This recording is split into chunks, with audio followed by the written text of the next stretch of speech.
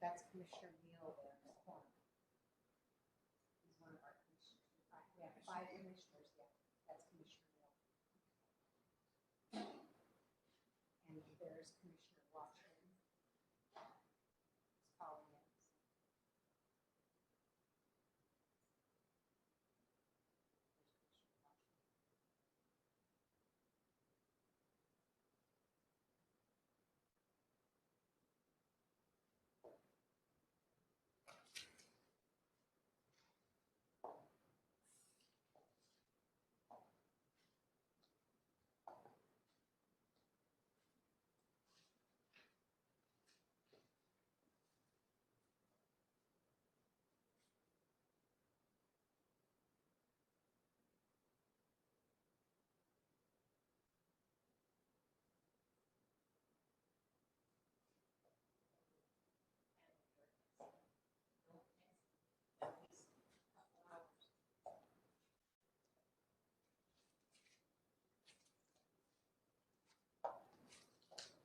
When we were in Globe, that's the time that family had been having their monthly smoothie.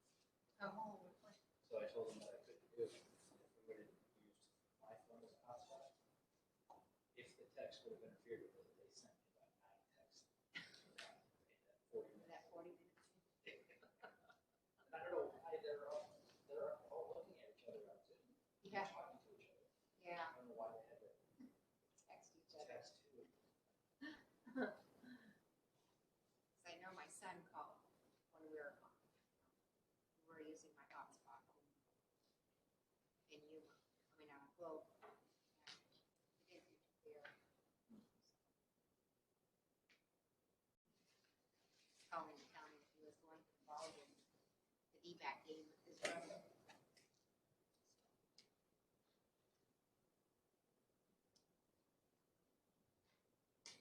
It was, tickets are pretty easy to get this year. He's got dugout tickets sitting right behind the opposing team. This is a big Cubs.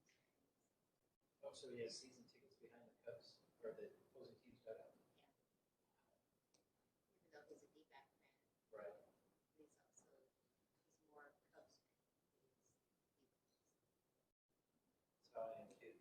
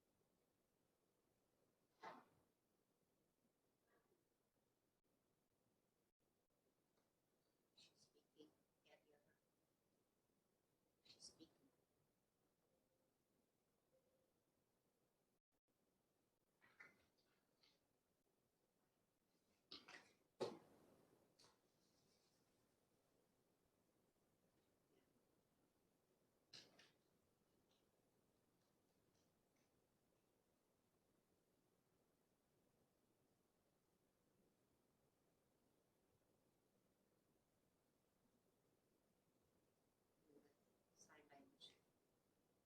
Yeah.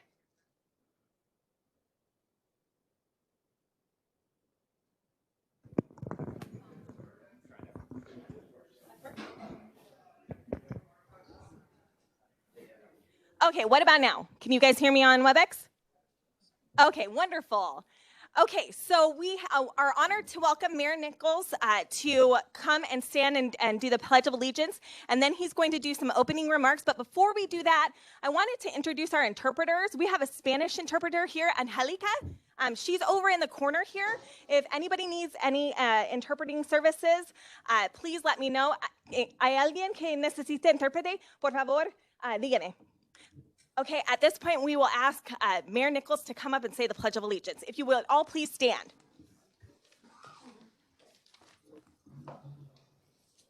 Please join with me in the pledge. I pledge allegiance to the flag of the United States of America and to the republic for which it stands, one nation, under God, indivisible, with liberty and justice for all. Thank you very much. Good evening, Madam Chair, Commissioner. Welcome to Yuma and to our virtually neighboring cities of Parker and Quartzsite. We truly appreciate the effort to engage our area in the great state of Arizona. Having the ability to have face-to-face interactions is something with which we have developed a great appreciation for in this last year and a half. So I truly appreciate your physical presence here today. As one of the mayors of the third largest metropolitan area in the state of Arizona, I wanted to take a minute and offer a quick overview of our greater Yuma community.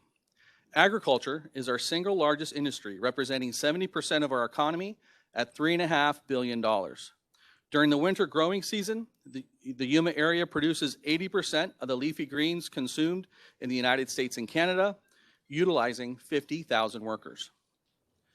Our second segment of the greater Yuma economy is our two military installations that make up the Southwest Military Complex in conjunction with Luke Air Force Base. The U.S. Army Proving Ground tests and evaluates nearly every piece of equipment from stitching to drones to the future connected battlefield technology that protects our forces while effectively engaging our enemy at a distance. The Marine Corps Air Station Yuma is the busiest Marine airfield in the Corps, with much of the training focused on the Barry M. Goldwater Range. Just tonight at our City Council meeting, that'll begin in half an hour, the colonels from MCS Yuma are briefing the community on the 44th year of this Weapons and Tactical Instructors course that hosts 5,000 additional military personnel for 6 weeks of training. The 6-week course culminates in exercises within the Yuma parks and schools for real-life scenarios. And as you know, we are located at the confluence of the Colorado and Gila rivers, making all of this and more possible. These rivers define our region. The other element that defines our region is our relationship with Mexico. The communities north and south of the border are linked economically, culturally, and socially together.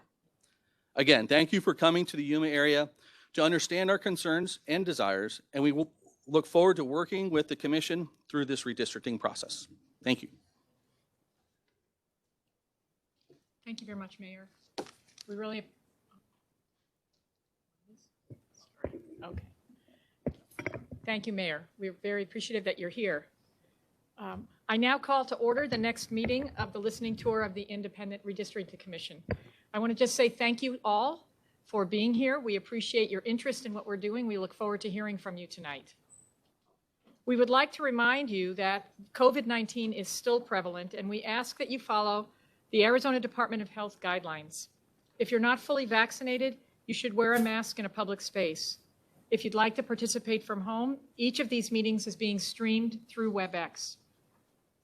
Please note, if you'd like to make a public comment, you may do so by signing in with the staff and filling out the public comment card. If you haven't already done so, please fill out the Community of Interest survey. There's a QR code on signs at the sign-in desk and the public comment cards that will direct you to the link. Please see a member of the staff if you have any questions. We have an American Sign Language interpreter joining us virtually, and we have interpreters and headsets available for those in attendance. We also have a transcriptionist who will be transcribing every meeting. Please speak slowly and clearly so we have a clear record of your input. Will the interpreters in attendance introduce themselves now, please? Hello, my name is Tiana. I am one of the ASL interpreters for tonight, and my team is Tiffany Jones. I think we're not showing you on here, so we have a little problem with the feed, I think. I'm not sure. Okay, we're going to get that worked out. We are not seeing you on the screen, so we're going to have to get that. They're not showing here.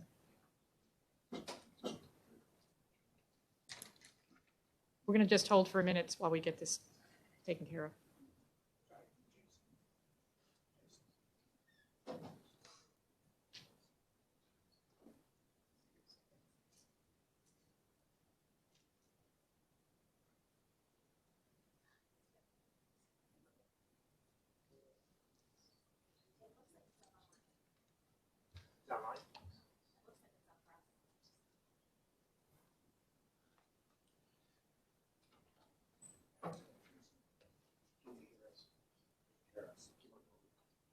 Keep going. Okay. Okay. All right. So at this time, we're going to go ahead and introduce ourselves. I'm going to start with our chairwoman of the commission. Hi, my name is Erica Newberg. I am the independent chair. I live in Chandler from Maricopa County, and it's very exciting to be here. Thank you so much for everybody, coming and making the effort to share your voice.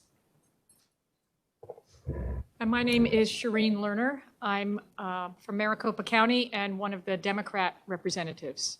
And we have two of our commissioners on WebEx. I'm going to ask them to introduce themselves. Good evening, everybody. I'm Derek Watchman, the vice chair of the commission.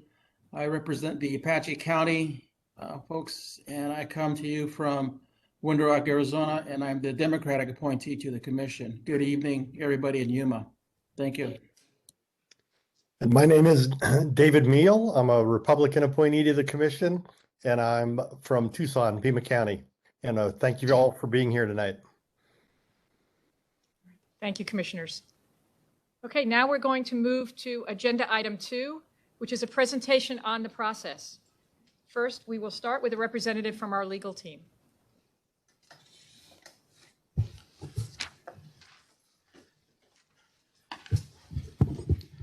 Good evening, everyone. Can you hear me all right?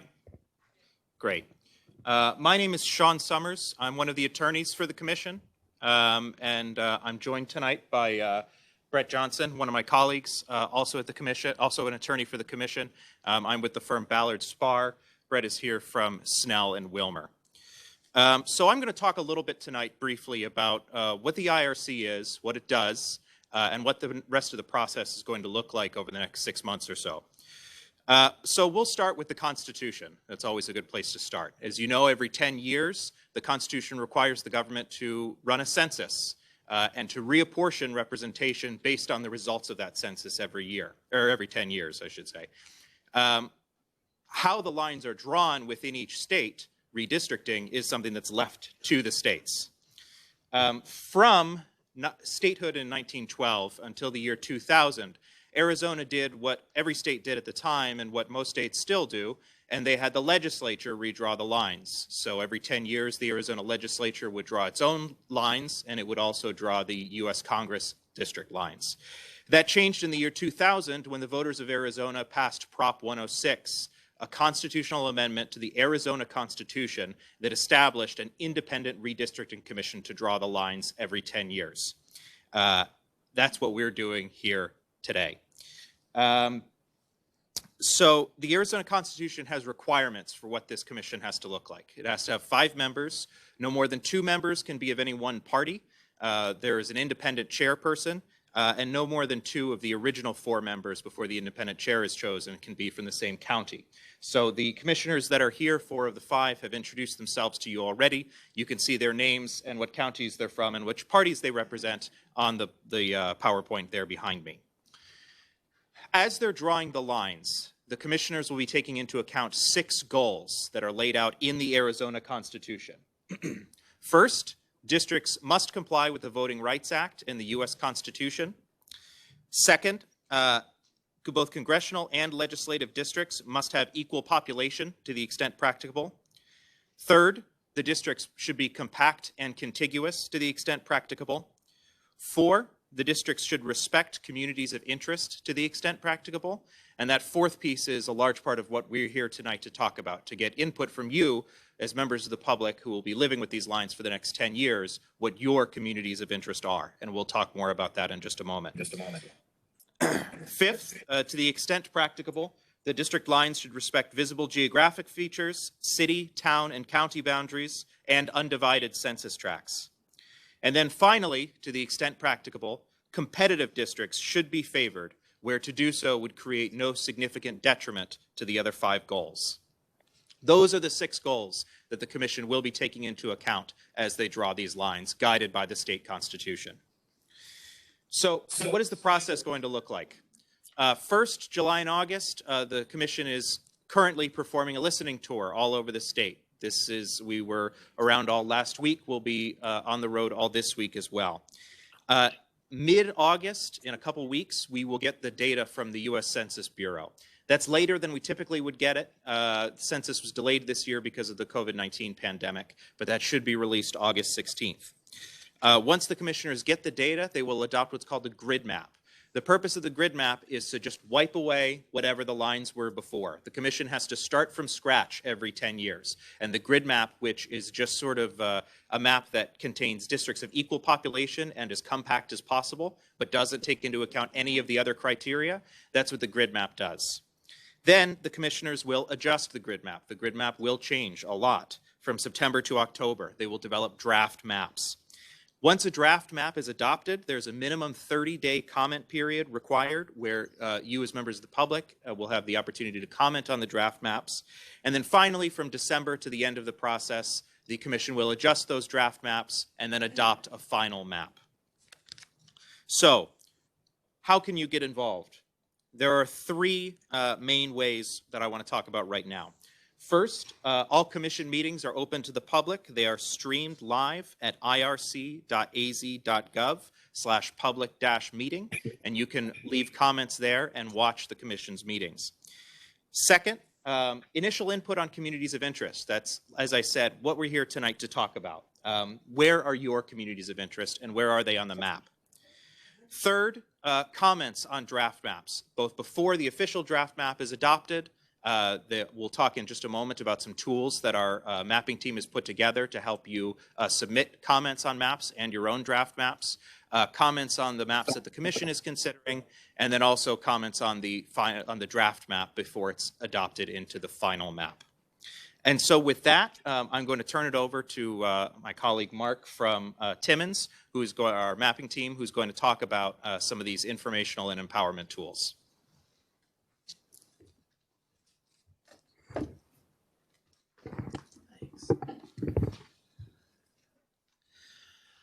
Hello, everyone. My name is Mark Flahan. I'm with Timmins on the project management side for Timmins. On my team, I have Ivy Beller-Sikansky, who's our demographer from NDC, and I have Parker Bradshaw over there, our project coordinator. Today, I want to talk about the 3 empowerment tools that we've made for you guys, the public, to be able to use. The first is our socioeconomic report. It's an interactive website that allows you to see demographic data on a map for all of Arizona. And we'll show you a little bit more in the next slide. The other 2 mapping tools that we have is our community of interest survey, which is why we're here today. You guys have probably saw it on a QR code as you walked in. And the survey is also available 24/7 online, and it allows you to actually draw your own community of interest boundaries on a map. The third tool that we have that we're currently setting up is our redistricting system, and that system will allow you to draw and submit proposed maps. So here's our socioeconomic report. Like I said, it's an interactive website. There's a screenshot on the right-hand side of it for all of Arizona. It has 14 different demographic points that you can turn on and view. The acronym CVAP is Citizen Voting Age Population. The second one we have is our Community of Interest Survey. Again, this is online, available to you 24/7, and you can get to it from the Commission's website. On the right-hand side, you see a community boundary map. This allows you to actually go in and draw your community of interest boundaries live on a map. And this helps us accurately interpret exactly what you are trying to say with your boundaries. So we really hope and appreciate if you guys could go online and do that. With that being said, I'm going to turn it over to Ivy, who's going to talk to you about what is a community of interest.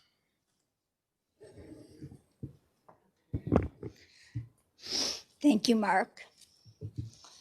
So, what is a community of interest? It is a geographic area of people who share a common story or connection. That connection can be common social interests, shared demographic characteristics, similar impacts from a legislative or congressional issue, or any connection that leads people in a given area to believe they would benefit from being kept together, united in one congressional and/or legislative district.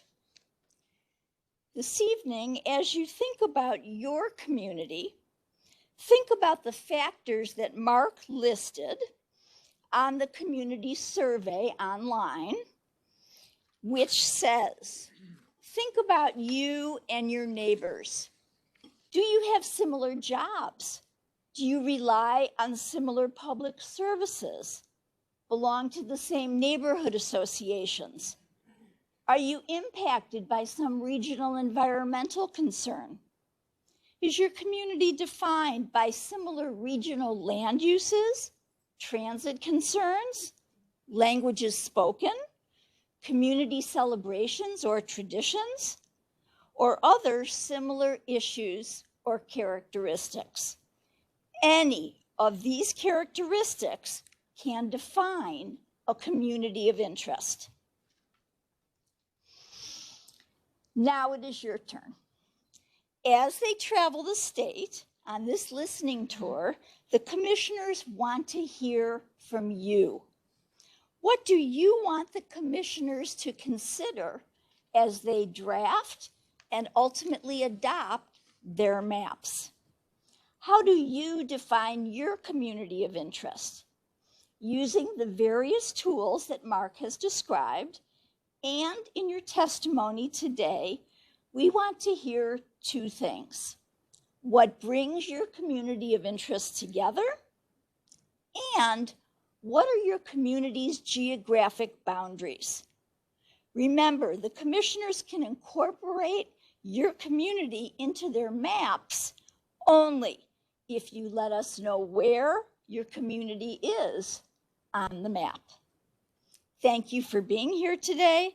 Now I will turn this back over to commission staff to begin taking your comments. So before we move to agenda item 3, the public comment period, staff is going to read the rules of the meeting. Thank you. First, this is not a political event. Please do not distribute campaign materials in the hearing room. Next, citizens may only speak when recognized by the chair or the presiding officer of the meeting if the chair is absent or has otherwise delegated hearing administration authority. In compliance with Arizona's open meeting law, speakers should confine their statements to the issue on the posted agenda, which is before the commission. Speakers are also requested to limit their comments to approximately 3 minutes. Additionally, speakers are required to follow proper decorum. Speakers must use appropriate language. Foul and/or abusive language will not be tolerated. Any speaker failing to follow proper decorum or any other guidelines may be asked to leave. Any breach of the peace or disruption of a commission public hearing may be the cause of report to law enforcement, arrest, and prosecution. If someone has expressed the same sentiment as you, you do not need to speak in order to have your comment recorded. As long as you have filled out the survey, your input will be received and considered by the commission. Everyone is welcome to speak should you choose to do so. Opposing viewpoints may be expressed by the citizens present. As a courtesy, citizens are reminded to address their comments to the chair and the commission and not to the audience present. Please show respect for all speakers and avoid personal comments. Remember, the commission must hear all sides of an issue to make an informed decision. Our first speaker will be Mayor Nichols.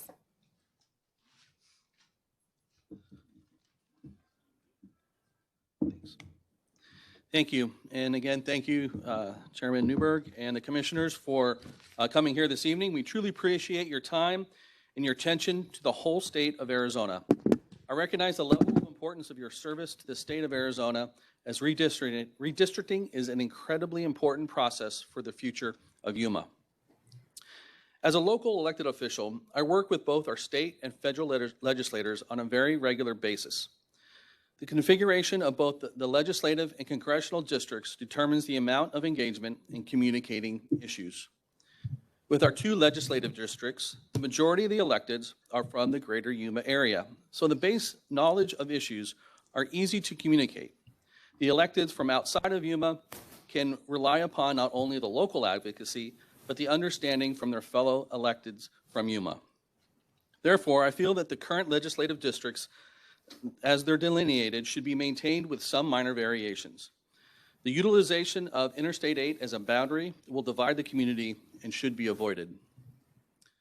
With our congressional districts, I would suggest we look to the Colorado River as defining very specific communities of interest to include communities of rural lifestyles along the river, communities of agricultural workers and businesses, and a community centered on the Southwest Military Complex and the related veteran populations. Thank you for your opportunity to address you today. We are here to engage and assist as the state goes through this redistricting process. Thank you. Thank you. Our next speaker will be Councilwoman Karen Watts.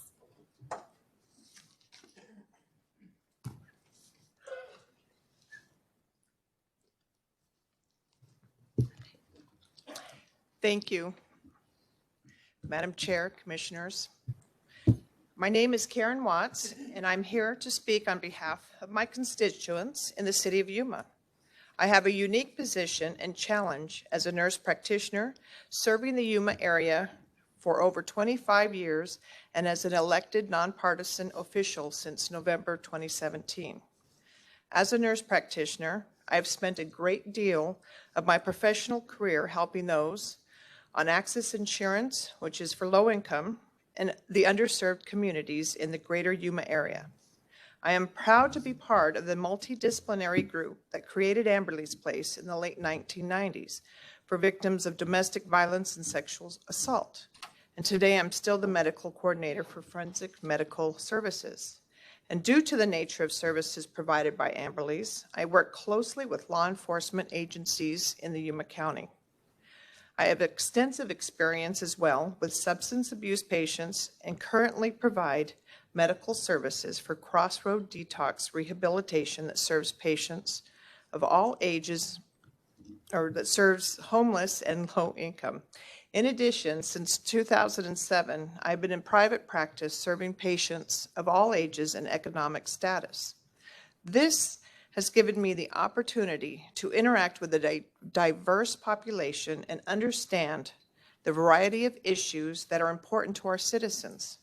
Yuma is over 60% Hispanic and has a large Spanish-speaking population. I do not want to see representation of this diverse population to be diluted or taken away as their voices need to be heard.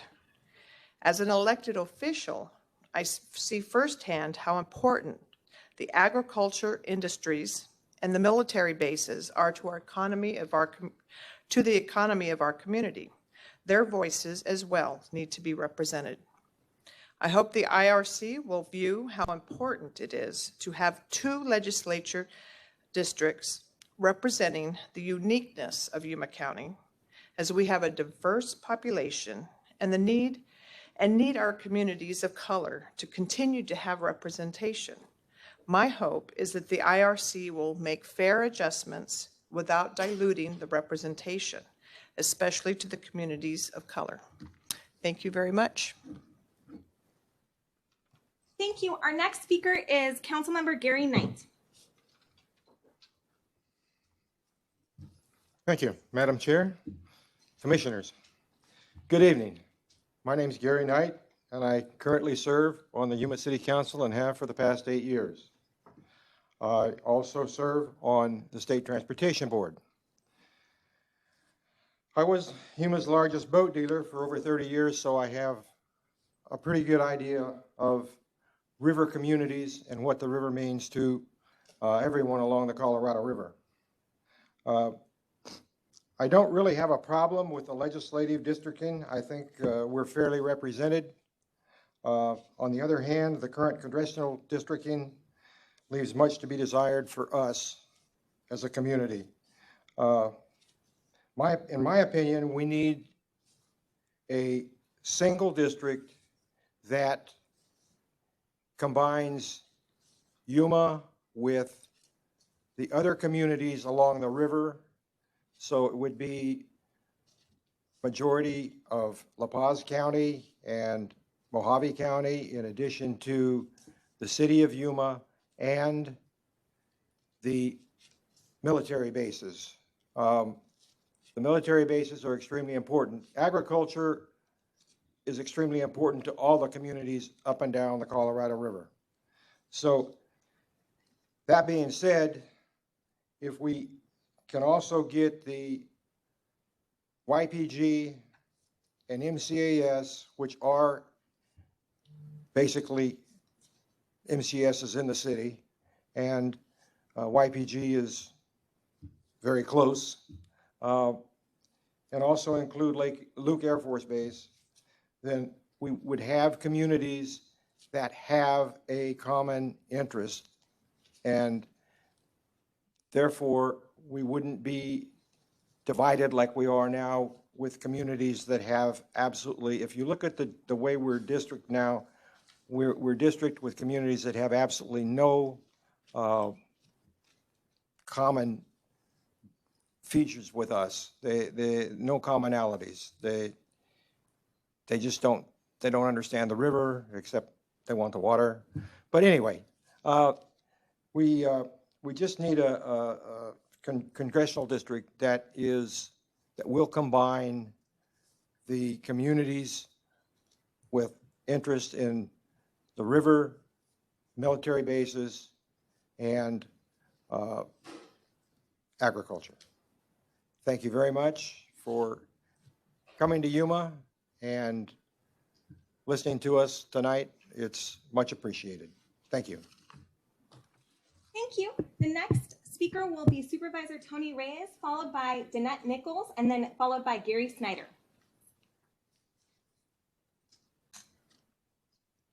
Thank you, Commissioners. First of all, a little bit of an introduction. My name is Marco Antonio Reyes, and I'm known as Tony Reyes because when I was in grade school, the teacher couldn't pronounce Marco Antonio, so I ended up with Tony, and that's how it stayed. Now, as a little bit of background, I was the mayor of San Luis for 10 years, the vice mayor for 2. I've been a county supervisor for 23, and I am currently the board of supervisor chairman. So it's really difficult for me to talk about a certain specific area of the county because we do represent the whole county. But in this particular case, I want to talk about South County, which is my district, most of it. And I want to talk about the fact that I don't believe that the district has to reinvent the wheel. The way that the districts were drawn 10 years ago, and this is not my first rodeo, as most people would say. As you can tell, I've been around for 40 years in politics, so it certainly isn't my first time. But I certainly believe that over the last 10 years, the representation we've had has been excellent. Both, initially I had some problems with the fact that Yuma County was split, really literally split in two. And there was one legislative district and another legislative district. The legislative district that encompasses South County was represented mostly by a Democrat. And the legislative district that is the other district was represented by a Republican. And I felt that one way or another they would sort of cancel each other. Well, it hasn't turned out to be that way. It's actually helped us get our voices across and our needs across. So I've learned to appreciate the way that the districts are set out from 10 years ago. And contrary to what some speakers may say, I think it works well for Yuma County. I think it works well because we can get our voices heard, both in the South District as in the Eastern or Northern District. And so I just wanted to emphasize that the southern part of the county, it's really sort of like a different type of area. It is bound together by Hispanics. I mean, you heard that the county is 60% Hispanic, but the majority of the Hispanic population lives in South County. I was a little disappointed earlier in the process where San Luis wasn't considered as a part of the listening tour, and I sent my comments about that. It is a large population base between Somerton and San Luis. They probably make up about 50,000 or 60,000 people, and we have a very small transportation system that really can't provide the kind of transportation choices that you would get in an urban area. And I know most of you represent either Maricopa or Pima County, but out in the rural areas, people sometimes just can't get to where they have to be because they don't have a way to get there. So on behalf of them, on behalf of the people in South County, I'd like to repeat, I don't think you need to invent the wheel again. I think that the representation we have right now is pretty good. It does cover the different geographical interests, and it does cover the likes and dislikes of the people in the district. So I think that should say enough. I could take another 10 minutes, but this is great. Thank you very much. Thank you for the opportunity to say that, and thank you for coming over to Yuma. We do have a kind of an identity crisis with Yuma. It seems like anytime Yuma County is mentioned, the city of Yuma is what in reality takes over. And the county has grown diversely over the last few years, and we just wanted to make sure that you knew that. Thank you very much. Before you go, if I could ask you, Sure. as a follow-up, where do you have the boundary between your south and north? How would you define that? Well, my district is almost purely South Yuma County. So the boundaries are geographically the District 4 boundaries to me.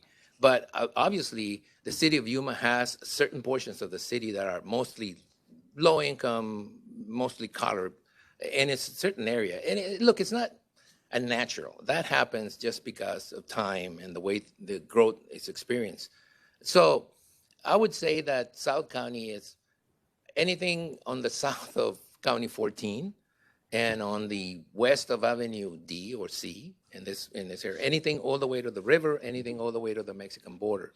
And I still have a tough time realizing when people talk about the U.S.-Mexico border, they talk about Yuma. It isn't Yuma, it's San Luis, Arizona. And it's really weird to me that over 30 years of growth, we still can't get people to talk about the border as being San Luis, Arizona, which is what it is, okay? So I just wanted to make that point. Any other questions? No, that's great. Thank you. Appreciate that. Anything else? Thank you very much for the opportunity, and thank you for letting me go in early, because after the mayor, it's kind of difficult sometimes. Thank you. Thank you. Thank you. The next speaker will be Danette Nichols, followed by Gary Snyder, followed by Larry Kilms. Hi, good evening. Hello, Madam Chairman, Commissioners. Thank you for coming to Yuma to include our community in this very important statewide issue discussion. My name is Danette Nichols, and I'm a local realtor, mother, and wife. I was raised in Yuma and chose to raise my 4 children here. After starting our family in Maricopa County, we returned to Yuma for the lifestyle and the sense of community that Yuma offers to raise our children. I want to preserve the community we chose to live in. The primary ways we can do that is to make sure the elected U.S. representatives and state legislators that represent us hold the same community interest as the people here. I would like to support the existing legislative districts as they are currently defined without any dramatic changes. I would also suggest that the congressional district for Yuma be part of a river district. I believe these 2 positions best support the community of interest that is the way of life in rural Arizona. Thank you for your time, and again, thank you for holding this public meeting in Yuma. Thank you. Our next speaker is Gary Snyder, followed by Larry Kilms, followed by Darren Simmons.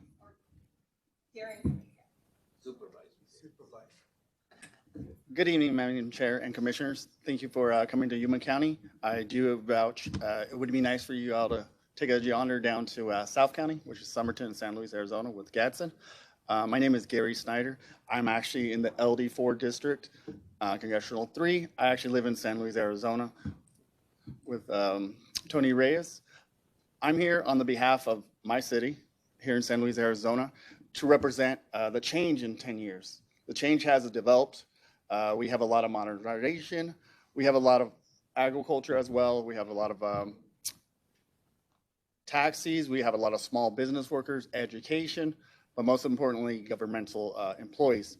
For our city and for our district to flourish, we need to withdraw from Pima County and go up towards Maricopa, which is towards the river, as well as the Luke Air Force Base, which would be Buckeye, Goodyear, and Avondale, which we have more in common because we have the governmental, we have the medical, but most importantly, we have agriculture, which is our foundation here in Yuma County, which the mayor has told us is 70%. Those communities as well is Latin-based as well. Nowadays, Latinos are a part of Arizona. Yo hablo español, soy parte hispano. I focus on both sides, not just on Tucson, because to be honest, for any legislation that comes out of Tucson, any candidate that comes down here, it's very rare. So for the opportunity to not see a candidate running in Tucson to come to our beautiful city in San Luis, Arizona, it's a shame. So the opportunity for non-political realms, but the opportunity to flourish as a city, flourish as a district, is take off Pima County into the LD4, but also take off Pima County in the congressional and stay towards the river, as other people has told us. I thank you for the opportunity for coming down. I do wish that you hear our voices and depend not on a political realm that was spoken a few people away, but as of us, the people that are non-political, willing to flourish as a community and not as seen as we're low poverty. Because regardless of low poverty, we have the education, we have the drive to work, we're willing to flourish, we need the opportunity. And it's all up to your hands, and I know you'll make the smart decision. Thank you very much. Thank you. The next speaker is Larry Combs, followed by Supervisor Darren Simmons, followed by Representative Tim Dunn. Madam Chair and Commissioners, thank you for coming today. I'm here to represent the town of Welton. The mayor couldn't make it tonight. I am the town manager, so I'm here representing my municipality. With that, there's some of the common communities of interest we have. We are an agricultural community. We are on the we use water off the Colorado River, but we're on the Gila River because we're 30 miles east of town here. So with that, we have the Water Association with all the river communities and everybody north of us.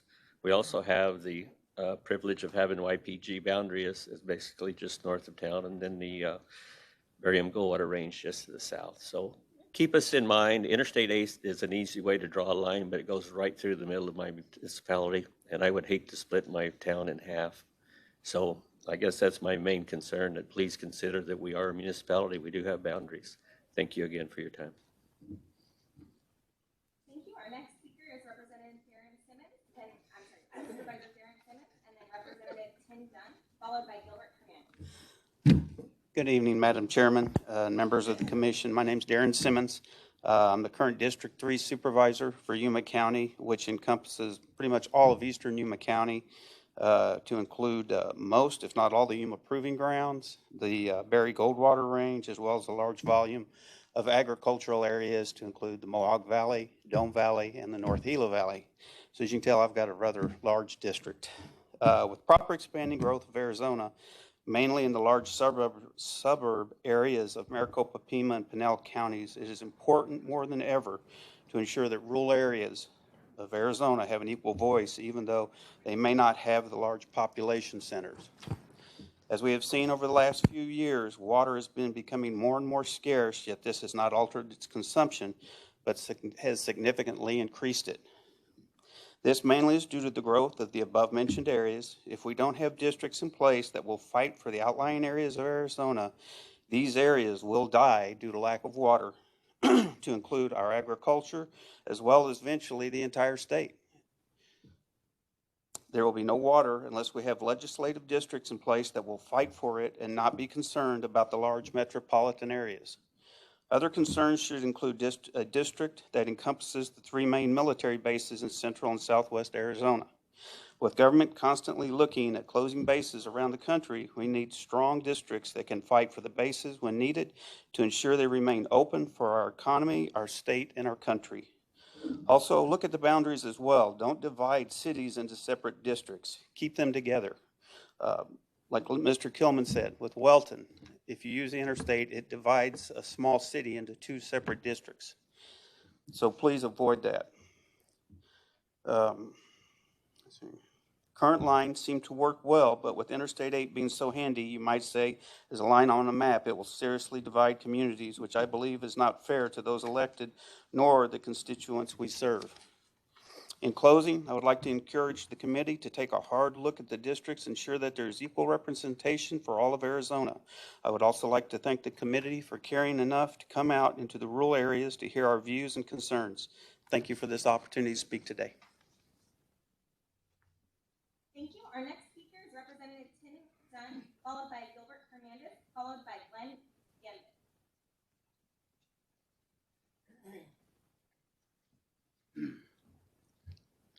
Good evening. Thank you for allowing me to speak. Thank you for being here. Thank you for coming out to rural Arizona. Representative Tim Dunn, born and raised here in Yuma.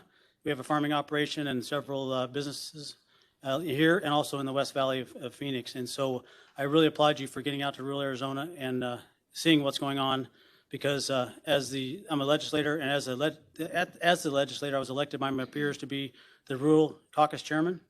And so it's very important at the legislature that we get our rural caucus together to make sure that those issues that are going on are effective and brought about, because, you know, there's around 20 to 25 rural legislators, and it's important that we have those common issues that affect Yuma, Yavapai, Sonoyta, you know, all around the state, to make sure we bring those ideas together. So as a caucus chair, we do that, and we're very effective at that, because it's important that we, as you do the legislative districts, that you keep that in mind, because with those communities of interest, you know, we're able to, when you come down and represent your community, you're actually able to speak for those, and you know who you're talking to. When I was first appointed, you go back 3 years ago, coming from being a farm boy from Yuma, when I was first appointed to go to the legislature, when I reached out and started talking to the mayors of the West Valley, I knew that when they were talking about Luke Air Force Base, we work and we represent Marine Corps Air Station. We've always, you know, we always work about what is going to happen from Marine Corps Air Station. What are we going to do generationally to make sure our city zoning, our county, and our state rules are good for Marine Corps Air Station? So I was able to sit in those meetings and talk to those at Luke Air Force Base and understand that, because that's what Litchfield Park does, that's what Goodyear does, that's what Buckeye does. So having that commonality is very important for a legislator to be able to, even though they're not from a district, from the area, when they represent that rural area, they understand it because it's firsthand to them. So that's super important to those communities of interest. Keep us, make sure that we're not just diluting everything, so that we can have those folks represent those communities of interest. Because when you bring in someone if you dilute an area too much, and Yuma is not necessarily represented, if they don't need Yuma to win an election, they don't necessarily come down and talk to the folks. They come down one time a year. They don't come in and talk and say, hey, this is what's going on. They need to understand what the issue, how they're common with Yuma, with Buckeye, with Goodyear. Same for LD4. When you come down and you work with LD4, and you work with San Luis and Somerton, you go to Aguila, you work with those things. So I would just caution you to make sure that you don't put too much votes in Pima County, to make sure, at the city of Tucson, to make sure you don't dilute it. Keep it rural. Keep LD4 a rural district, because that's another community of interest. When you have that demographic, make sure you don't overpopulate it with too much stuff out of Tucson proper. Same thing when you go too far into Phoenix. When you move into the legislative or the congressional districts, super important, like you've heard before, on the water. Right now with our congressional district, if you go to constitutionality, while we are not very strict and compact. Mr. Gosar covers, CD4 goes all the way over to Superior, and Goodyear makes a big horseshoe, and I've been to meetings with him in Superior, and it's a very different, unique, demographics. And so I think if we can focus on someone that's working on the river issues, we can really help with that with the congressional district. Make sure that you keep the lines like they are, keep south of Interstate 8, keep like the congressional district and or the LD13 district where it's at. So with that, I enjoy representing our district, and I think you guys have a good job. Again, thanks for coming out to rural Arizona. Have a couple of comments. One is, as folks are coming up and speaking, and you're talking about where you'd like to, mostly we're hearing from the congressional, but how you'd like to be realigned. If you can give us ideas on that, because we know that we have a population, a certain population that has to be met. So that's part of what we want to hear from you, is, as you were just talking about, and as we've heard a little bit already, of this is who we want to be aligned with. And then are you saying then that you would, in your comments just now, that you would like to see this go into Luke Air Force Base? We've heard that again a couple of times. Well, yes, ma'am. And I know that depending on the numbers, how they're drawn, if you can keep it out of, like when you start looking at Australia and looking at my district, and you start going south of Interstate 10, if you can keep our district and you can kind of go to the more rural parts of LD13, which is Verado, Buckeye, and then get a little bit of Litchfield, some of Goodyear, you get Luke Hill first, because then you keep that commonality of the interest. Because now we have those meetings, we work on the Western Arizona with all three UIPG, with Luke Air Force Base, with the we're in those meetings already, so it's really effective, and especially if the congressional district comes in there. But my LD13, that's what's in now, but it depends on the population. So I don't know if we can get that far up there. It depends on where you draw the lines. But I would like to keep that more rural Western focus, and keep Luke Air Force Base as not so much of Estrella by the where Estrella Parkway is. So that I would focus on that, and then also in Yuma though, is as you get down here. Right now, you you leave the demographics of the south side of Yuma County in the city of Yuma into LD4, and so which is fine, because historically that's the demographics that goes with the South, more Hispanic and goes with that demographics. But if we can move those into LD13, it just clears up the clerical, because people think they're going to go vote for me, and they're like, I'm not even on my ballot, because they don't realize that the city of Yuma is divided in half, which is fine because of the demographics. But if we can move that a little bit to the west, then it would help that. But just make sure that you have to, because Interstate 8 does not include most of Yuma County. I mean, most of our voters are on this side where you're sitting at now. So my district is basically a mile to the east or to the south, comes around and circles back clear back up to the downtown Yuma. So, but yeah, we can get more specific about that, but that's. Yeah, I appreciate that. And as others come and speak, if you could also speak to what you would like to be combined with as you're coming up, that would be great. Thank you very much. Thank you. Our next speaker is Gilbert Hernandez, followed by Glenn Gimbit, followed by Senator Lisa Atondo. Hi, my name is Gilbert Hernandez. I've been in Yuma since 1950, so I know the area pretty good. First of all, I want to say I am truly blessed. Yuma is blessed. The state of Arizona is blessed by having you guys being appointed to this commission. It's not an easy task, period. You guys are going to hear a lot of discussions on both sides. But what I want to say right now, I am not PC at all. First of all, I'm hearing 60% Hispanic, people of color. We are Americans. We're not hyphenated Americans. We are Americans. We represent Americans. There's already laws in place. Now I see the 60% Hispanic population that wants to be represented. Who's going to represent the other ethnic groups? We're talking about Hispanics. I've been hearing Hispanic, and I am a proud Latino. My name is Hernandez, so I'm not a Tío Taco. So what I want to say is, let's concentrate on fulfilling the dreams of Americans. You have a hard task, and there's no doubt there'll be a lot of outside influences on each and every one of you, from the political parties, from business parties, to making your decisions. Listen to what Yuma County has to say, what we have to offer. And I'm not going to repeat everything that everybody else has said because I don't want to be redundant, but I do agree on that Interstate 8 division. No. Too many of us have families on both sides of Interstate 8 and will be separated. I am the chairman of the Colorado River Tea Party, and maybe that's how my mindset is influenced.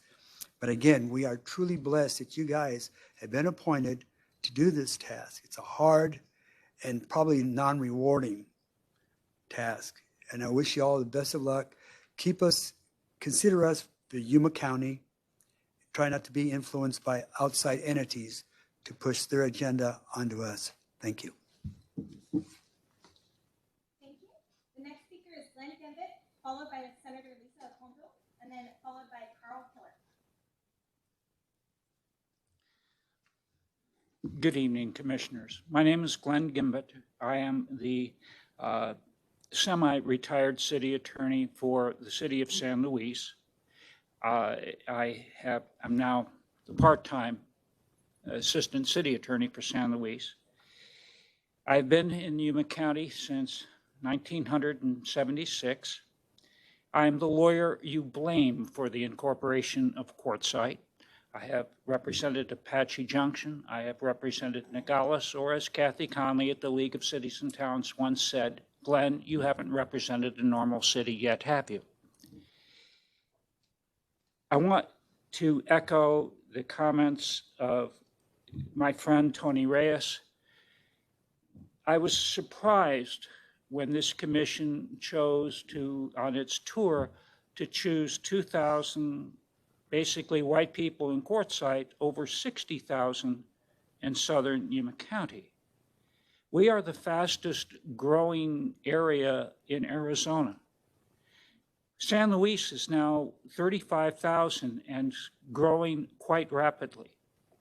Our commercial port of entry is getting unbelievable, 1,200 trucks a day, and they are projecting it to get to 4,800 trucks a day within the next couple of months.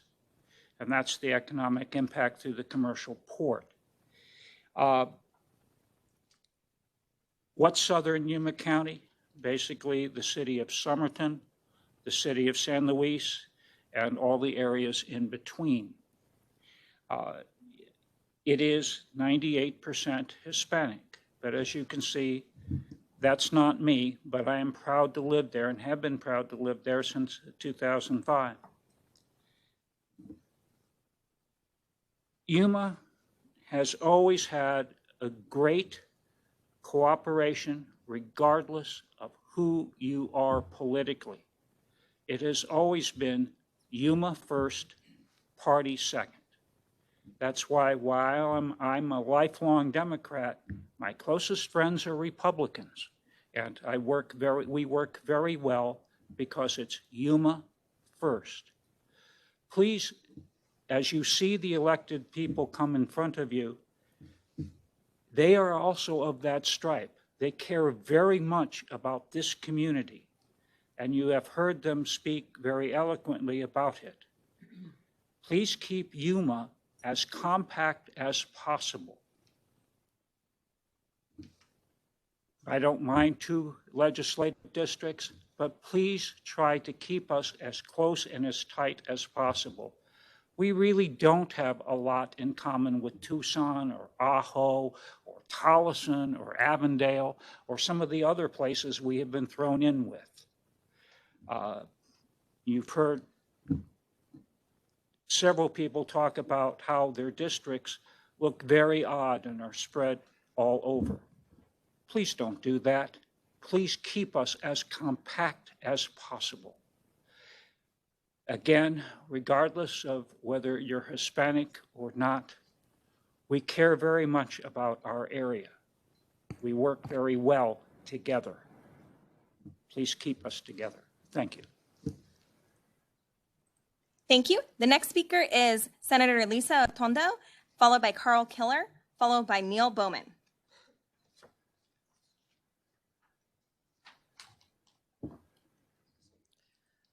Thank you to the commission. I didn't plan on speaking today, but I did hear a couple of things that made me want to speak. I'm Senator Lisa Otondo. I have had the honor of representing Legislative District 4 for 9 years. And I wanted to discuss just for a moment a little bit about Legislative District 4. And being a native Yuman, a little bit about the importance of having a lot of representation for Yuma. Legislative District 4 is the second largest district in Arizona, but there are many commonalities that go across this large district. What hasn't been mentioned is the Native American tribes within my district. We have the Cocopah, Tohono O'odham, and we also have many members of the Kachan. These individuals within this legislative district often have similar needs and desires, and with this we can represent them being a solid vote, representing them in Legislative District 4. Earlier, my colleague, Representative Dunn, was discussing some of the districts. I only have one word of caution. Please remember that Tohono O'odham has a district located in Gila Bend, and I think it would be unfair to divide one of the districts representative of Tohono O'odham separated from their larger reservation. So please keep that in mind. Legislative District 4 has Gila Bend, St. Lucie, Tohono O'odham, a piece of Tucson, Ajo, and of course, Yuma, a piece of Buckeye and Goodyear. Within my district, there are also a lot of commonalities amongst some of the constituents. Ajo, for example, many of the residents of Ajo work in Border Patrol, and many are retired teachers. I would say predominantly retired teachers. Throughout my district also, there is a lot of commonality in religious beliefs. We find many Catholics, not only in South County, but in Ajo, Tohono O'odham, and in Tucson, and of course, in Yuma County. So there are threads of commonalities.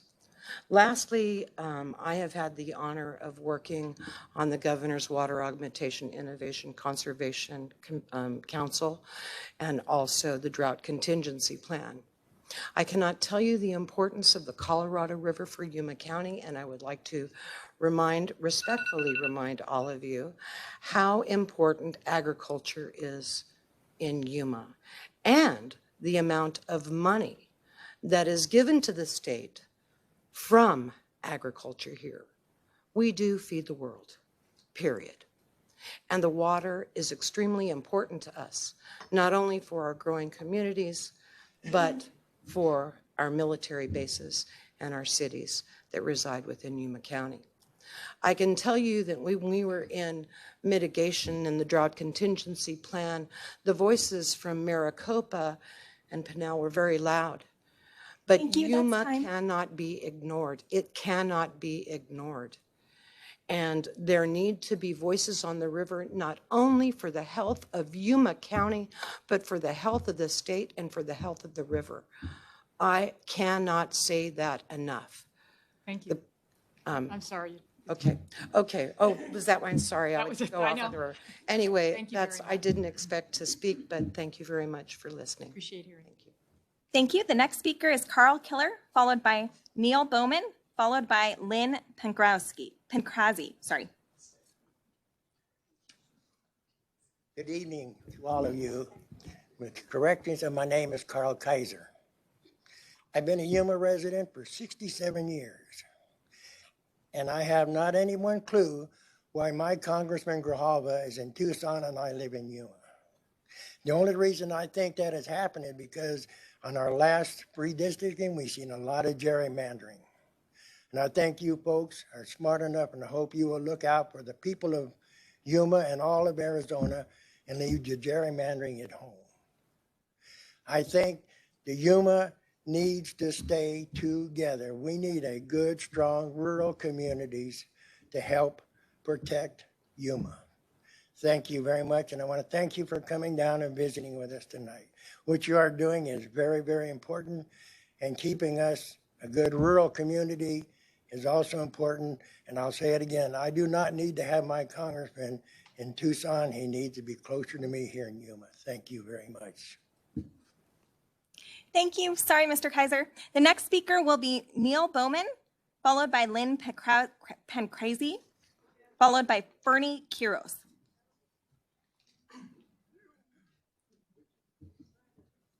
Thank you for the opportunity to speak today, Madam Chairman and Commission. Honestly, I checked the wrong box, I guess. But I'll get up and speak anyway. I'm born and raised here in Yuma. I've spent my whole life here and proud to call Yuma my home. I'm a first-generation farmer here in Yuma. So in my business, in the vegetable business, water is key to our future. I would have to say, in my experience, being a vegetable farmer requires me to not only go to South County, but it requires me to go all the way out east. And maybe, to the dismay of a few people here, I would say that my experience is each area, from the east to the Gila Valley to Yuma Valley, is truly unique in so many ways that needs to be recognized. That while we are bound together by agriculture on a national scale and on a congressional scale, certainly on a state scale, we are unique communities.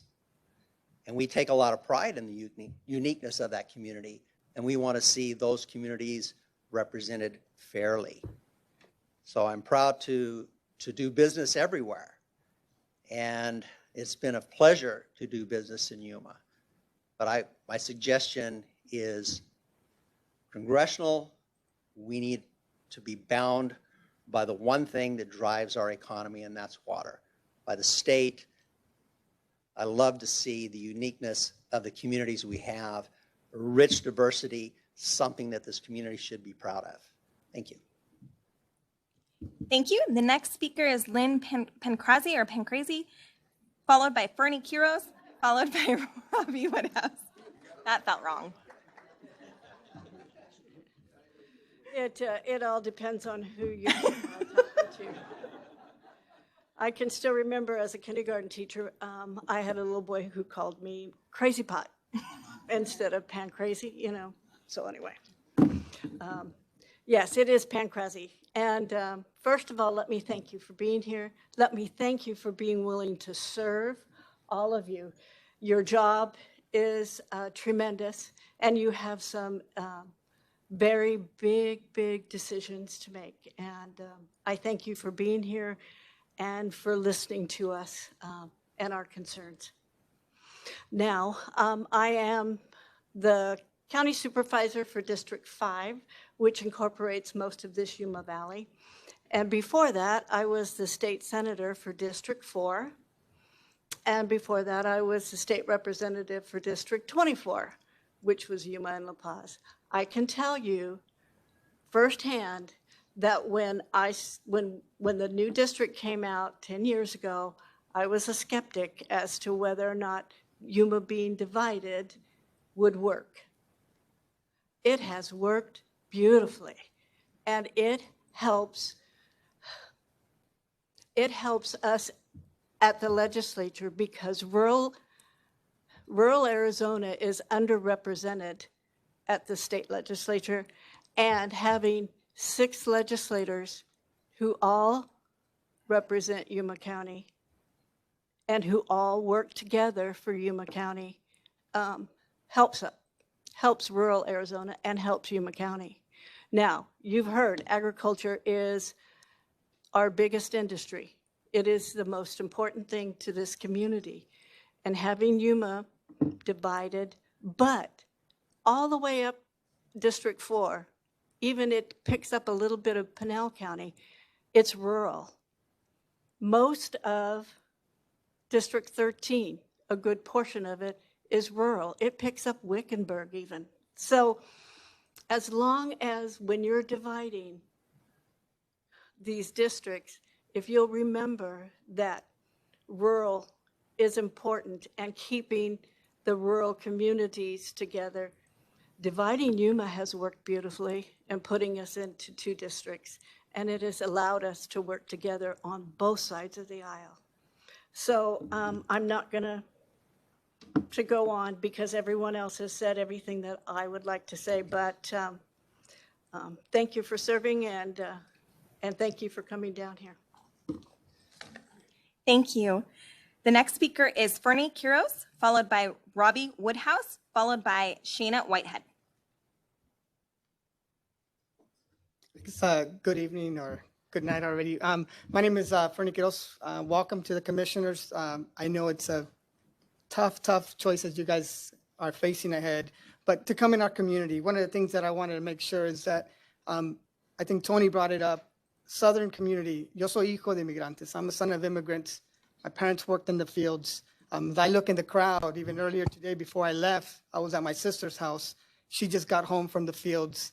And she goes, no quieres comer? I said, no, I got to go to this meeting. And he goes, it's because you speak for us.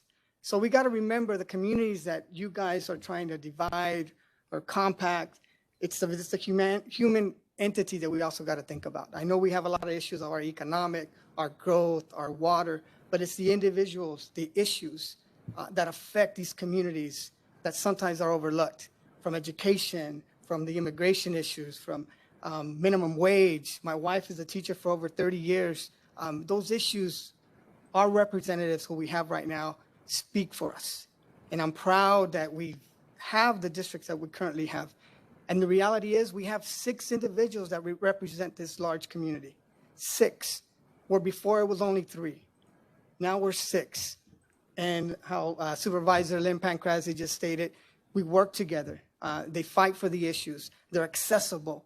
I think the district lines that exist right now represent us. They represent our voices. Those individuals who are elected, whatever party they're chosen from, they represent their communities, whether it's from ag or it's individuals in my community that represent nuestra gente, the ag worker, that minimum wage, the ability to have health care. Those are the issues that need to be also be heard. And I'm very proud the districts that exist, legislative and also congressional, I think represent, and they've done a good job. So I'm an advocate to keep it as is, because those issues and those individuals who are being elected in those communities truly speak on behalf of those individuals they're representing. Once again, thank you for being here, and welcome to Yuma. Thank you. The next speaker is Robbie Woodhouse, followed by Shana Whitehead, followed by Patricia Kenyon. Hello, Madam Chair and Commission members. I'd like to welcome you all to beautiful Yuma County. My name is Robert Woodhouse. I live out in Roll, way out in East County. I may be the furthest East Yuma person you hear from tonight. And my wife and I are family farmers out there, third-generation farmers, and a fourth generation coming along. Yuma County is a very rural part of Arizona, and we have a strong agriculture and military base for our economy. We're also on the front line of the southern border and all the illegal activities along our border.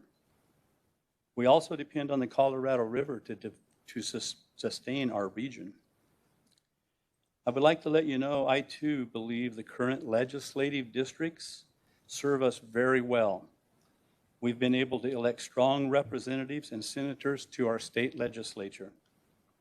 I would like to see those districts stay as they are currently. We find many things in common with the part of our district in West Phoenix. We find a lot of commonality in things with them. I believe this has given us great representation at the state legislature. As a farmer, I'm very concerned about the drought and the declining reservoir levels on our Colorado River. Because of this, I believe a congressional district of Yuma, La Paz, and Mojave counties would give us great representation at the congressional level and a strong voice on our water, our military and border issues. We in these counties have been water users for generations. In closing, I would again like our legislative districts as they are and hope the commission agrees and will leave them basically as they are. The congressional districts, I believe we need to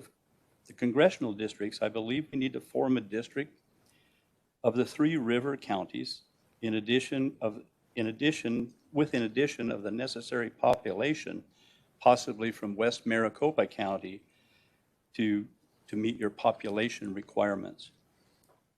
This would be a logical way to shape the congressional district because it could encompass Luke Air Force Base with MCS Yuma, YPG Yuma, and the Berry Goldwater Range that all those military bases use. These military bases are critical to the United States of America for training purposes. Madam Chair and the Commission, I sincerely thank you for coming to Yuma and listening to our concerns about redistricting. I know this is a daunting task you have before you and would like to thank you for your great service to the state of Arizona. And I pray as you go through this ordeal that you go through that you'll have guidance and make wise decisions. Thank you very much. Thank you. The next speaker is Shana Whitehead, followed by Patricia Kenyon, followed by William Bolus Root. I really want to appreciate the fact that you drove to Yuma in the summer. That right there speaks a lot. I am Shara Whitehead, and I am a Yuma resident. I was born and raised here.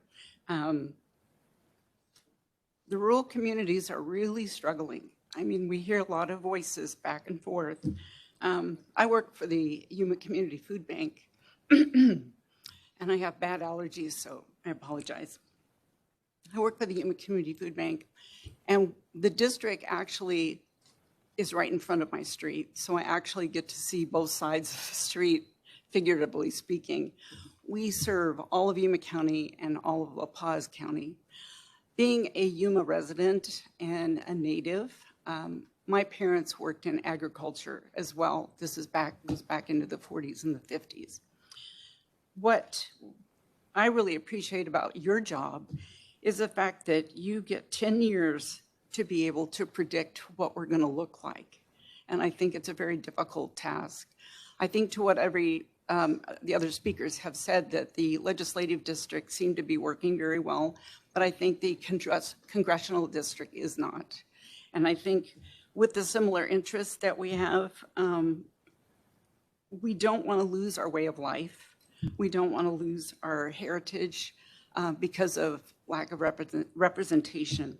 We do have some, but it's not enough. And having a second district with enough influence to be heard and elect representatives that understand our community is needed. Having military and agriculture as our common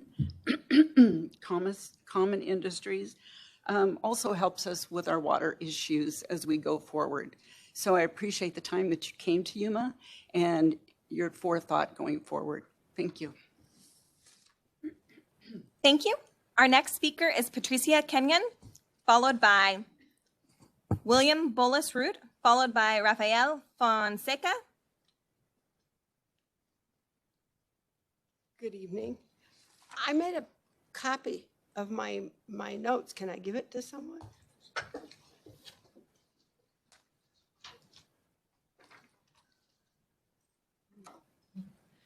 And good evening, commissioners. I thank you for the opportunity to present my thoughts to you about redistricting. My name is Patricia Kenyon, and I'm going to focus a little bit different and some all the same. I live in postal code 85365 in a neighborhood called College Acres, which is an old neighborhood in the South Gila Valley. And a few days ago, I submitted a written statement and a community boundary map on your website, and I focused mostly on this neighborhood. College Acres, however, is part of a community which includes the entire populated area along the lower Gila and Colorado rivers.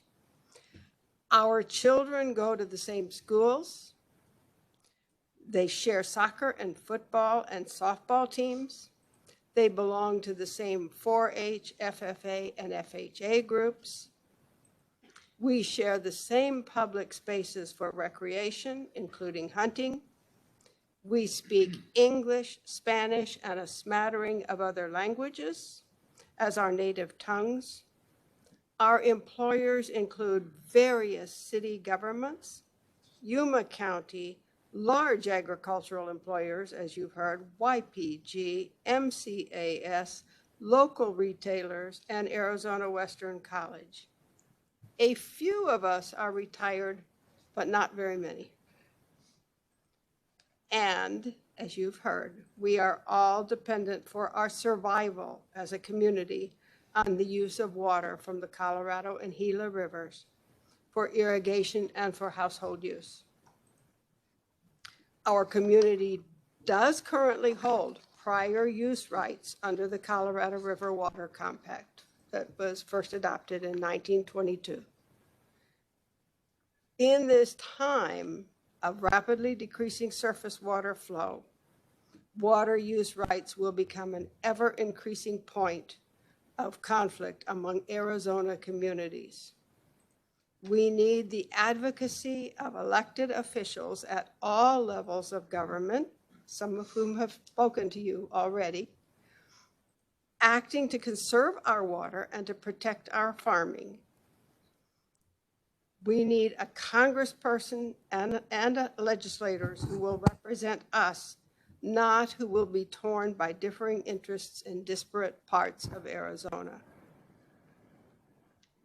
Arizona has become a competitive state in its voting, but cited in Congressional District 4 and Legislative District 13, the Gila Valley has not been politically competitive since 2011, when it was cut away from its actual community and tied into a broad swath of western Arizona, which shares little in common with us in terms of work, land use, and culture. please draw the new map differently. And you've heard several proposals about that. And I know you're going to be wrestling with this a long time because I know the population is important and the differences in the population are important.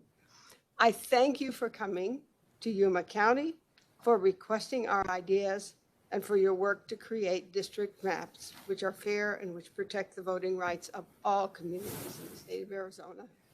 Thank you. Thank you. The next speaker is William Bolus Root, followed by Rafael Fonseca, followed by Ross Poppenberger. My name is William Bolus Root, and I'm a retired software engineer and living in Yuma, 85365, and I'm in CD4 and LD13. And Chair Newberg and commissioners, it's a pleasure to finally see you here in person. I greatly appreciate the personal sacrifices that each of you has made to help us with this consequential civic duty. And we all need to help you do that work conscientiously so that you can draw maps that result in fair and good representation and to promote good governance as well. So my comments tonight are intended in the spirit of constructive criticism, a reminder that I hope will help you do your work well. I'm here tonight as a concerned citizen and an independent, like roughly a third of the Arizonans, about the same as for each of the major political parties. We cast our ballots based not on a candidate's political party, but if the person has a good grasp on the challenges facing our communities, as well as the connection to the people who struggle every day to live, work, and play in them.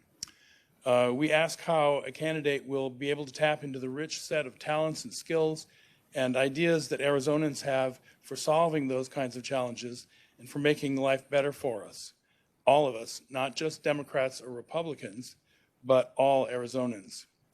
But we can't make those kinds of evaluations based on between candidates if the best candidates each party has to offer are not on the ballot. At the end of the last century, Arizonans became sick of the political parties vying for the power rather than effectively governing. We became apathetic about voting, and candidates with the new ideas were reluctant to enter a race that they felt was stacked against them from the start.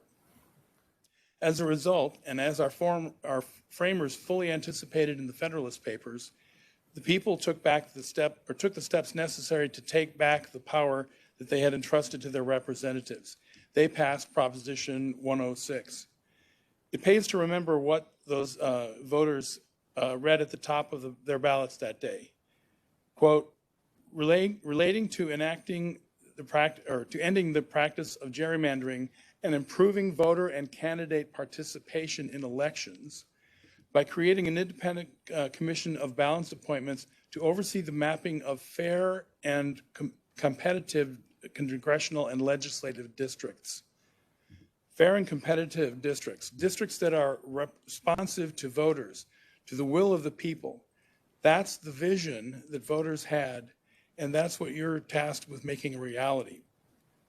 To do your duty, it is necessary for each of you to set aside your political bias and work together, not as competitors, but as collaborators, to draw districts that are fair and competitive. Doing so will bring out the best of both the major political parties, encourage new candidates with fresh ideas to come forward, and give all Arizonans meaningful choices at the polls. Once again, I thank you for your time and effort on behalf of all Arizonans, and I hope that my comments will serve to assist you in your mission to make that vision a reality. Thank you. Our next speaker is Rafael Fonseca, followed by Ross Poppenberger, followed by Diego Ortiz.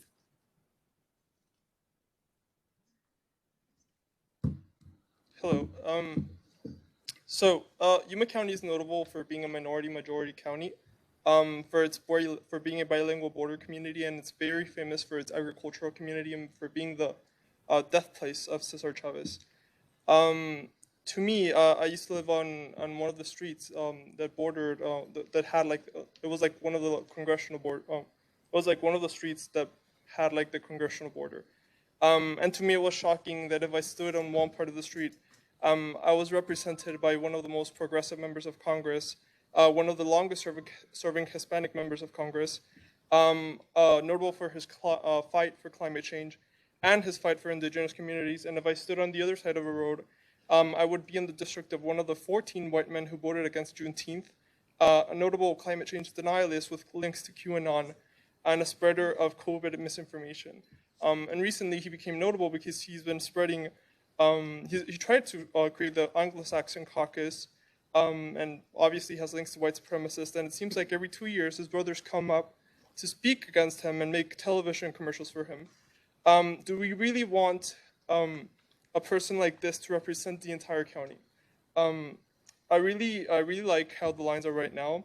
I do really feel that if, somebody mentioned that, can you show us like actual lines? There's this really good article by the New York Times that shows the most detailed map of the 2020 elections by precinct. I think the lines are good, but if you were to update them, you could look at that. I know like the lines are pretty good right now, but in my personal opinion, they could be improved. But I really feel it's important to note that the county should never be represented by one side of the aisle. The entire county is not a single. We have our differences. We shouldn't be represented by one person or the other. So I agree with how the lines are right now. Yeah, thank you. Yeah, we like to know where you live. Oh yeah. Because you talk about county line, but you don't talk where you live. Oh yeah, I live on the counties, yeah, like east of Somerton. So. Thank you. The next speaker is Ross Poppenberger, followed by Diego Ortiz, followed by Wade Noble. Good evening, Madam Chairman and members of the Commission. I'm Colonel Retired Ross Poppenberger. I chose to live in Yuma upon retirement from a 31-year distinguished military career. As a community of interest, many veterans choose to live in Yuma. My final assignment was a commanding officer of U.S. Army Yuma Proving Ground, where I grew to respect and love this community. I'm a combat veteran of Operation Iraqi Freedom with 2 deployments, Afghanistan, Operation Enduring Freedom with 1 deployment, to include several other shorter trips to both combat zones in support of various efforts. Thank you for conducting these public hearings and giving us the opportunity to discuss our thoughts on redistricting in Arizona. Nobody knows more than I do the importance of our military equipment to work as needed, when needed, whether it be aircraft, fighter aircraft providing air support to ground troops in need, long-range artillery providing suppressive or supporting fires, ground combat vehicles being both lethal and survivable, or our array of drones and intelligence gathering equipment to provide needed information to our senior leaders. All these pieces of military equipment are developed, tested, and trained on right here in Southwest Arizona. As we develop longer range systems, it's critical that we effectively utilize our scarce resources here in the Southwest military complex. During my tenure as YPG commanding officer, I saw how effectively Arizona Legislative District 13 worked in providing resources across all installations in the district to improve capability and enable mission success. Maintaining this district configuration at a national level would benefit the installations within it. I believe having a similar voice at the national level in Congress is critical to continued success in our uncertain future budget and resource constraints. Currently, the Southwest Military Complex is spread across 3 congressional districts, singularly represented in Congress with no unified voice. It is increasingly important that the Southwest Military Complex be represented by one who has a thorough understanding of our needs and challenges here in Southwest Arizona, one here in Yuma, where the work is being done. A river district that includes the full Southwest Military Complex that has enough influence to be heard and can articulate our needs collectively at a national level. Thank you for your opportunity to speak today. That's all I have.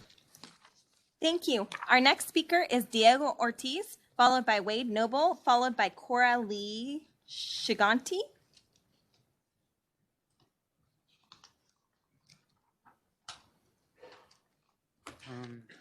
Hi, thank you for taking the time to listen to us. My name is Diego Ortiz, and I'm from the city of San Luis, which is in the 3rd Congressional District and the 4th Legislative District. I live a block away from the border with Sonora, and I'm a university student. My hometown of San Luis is a very large city. It usually gets overlooked by the rest of the state, even though we're a pretty important part of it. It has a population of around 35,000, a good portion of which is made up of migrant field workers who move where the work is, depending on the season. Not only, well, I guess I should say, the vast majority of San Luis is primarily made up of families like mine, with first-generation immigrant parents and their children. And I believe around like 50% of Yuma is similar to my family and the rest of San Luis. And as you may have guessed, we have a strong sense of community, especially as Latinos. And it makes it making proper representation of us a key factor in protecting our workers' rights and our community's well-being. We need more programs based around healthcare, helping poor families who work the fields, getting the help that they need. And for this, I think that our congressional lines are not terrible. They're not very gerrymandered compared to other states.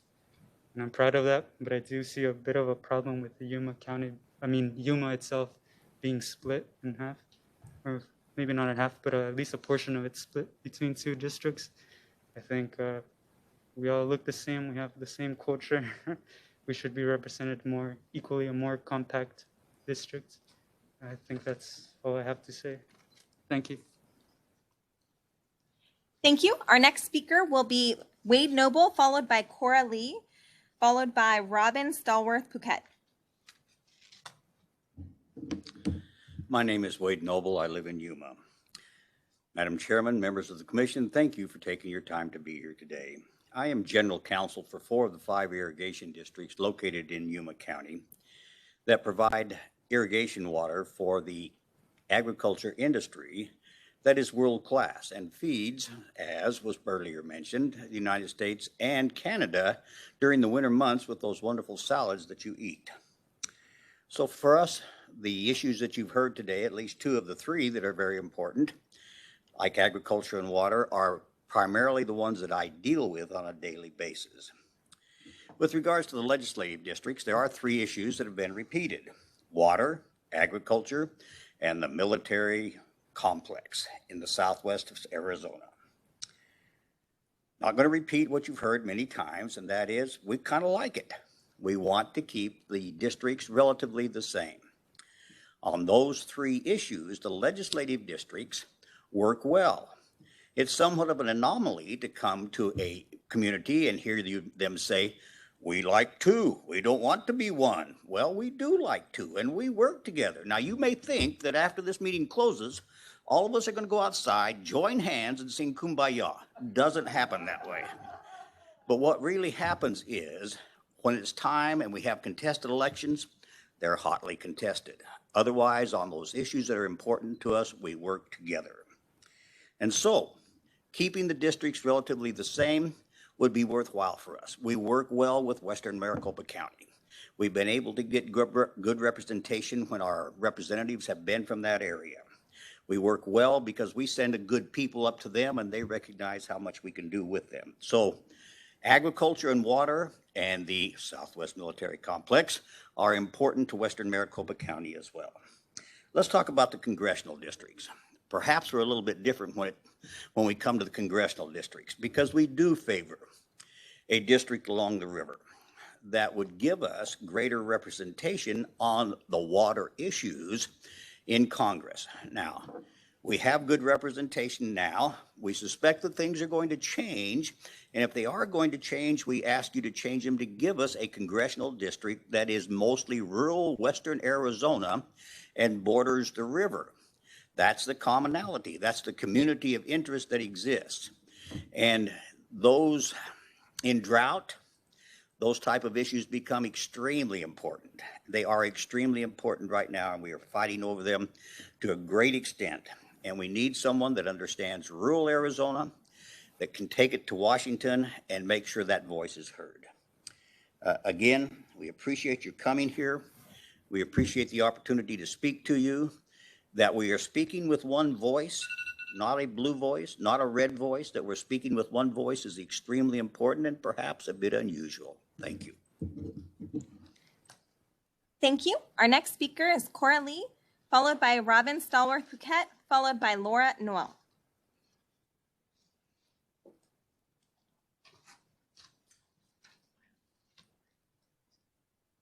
Is there a Cora Lee? The last name is spelled with an SCH and then, no? Okay. Hi, good evening, Chairwoman and members of the commission. My name is Robin Stallworth-Pocat.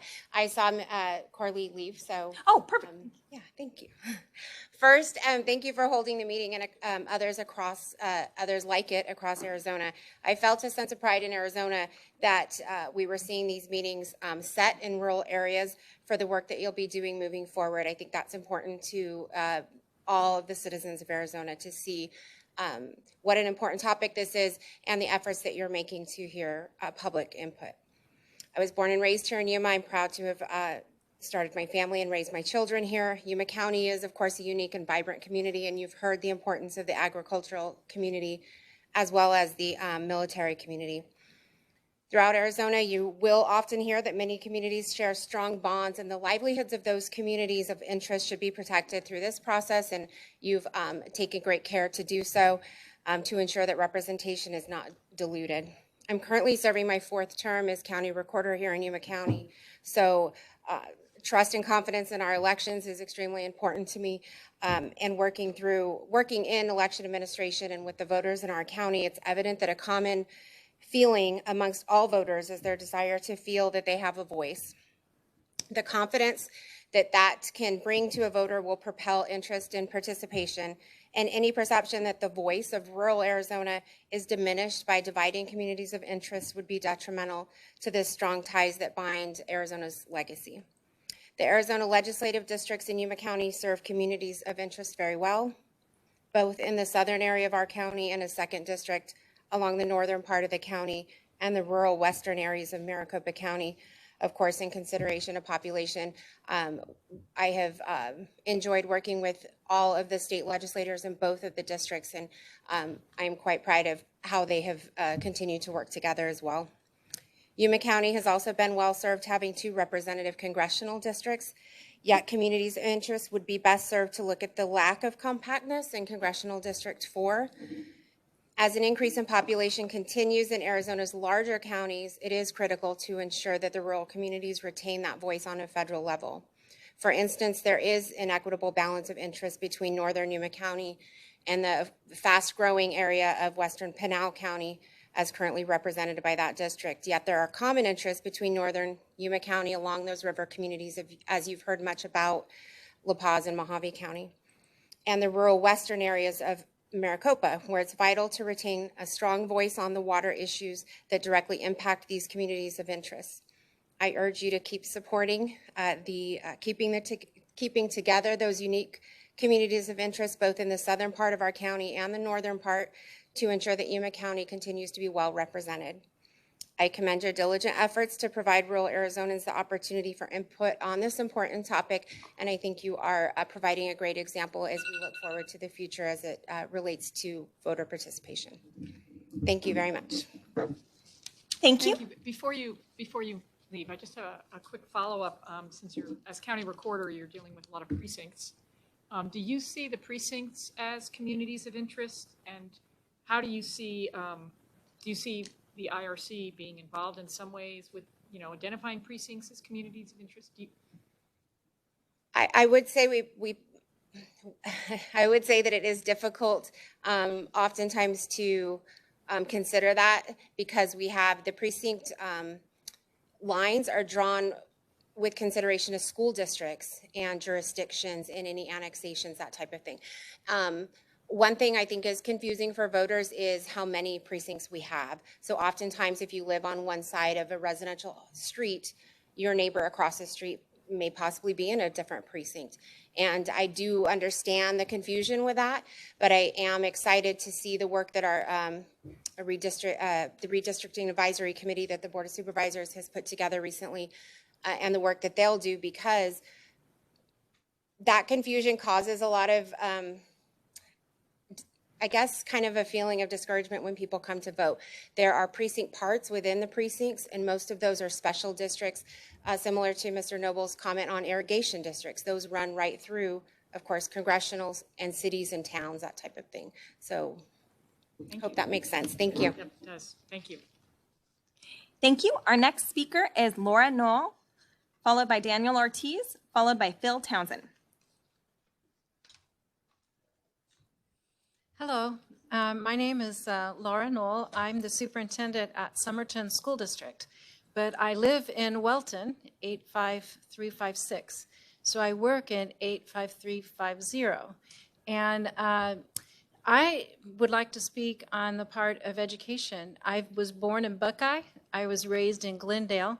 I went to college, got my college degree, master's and doctoral degree through NAU in Arizona.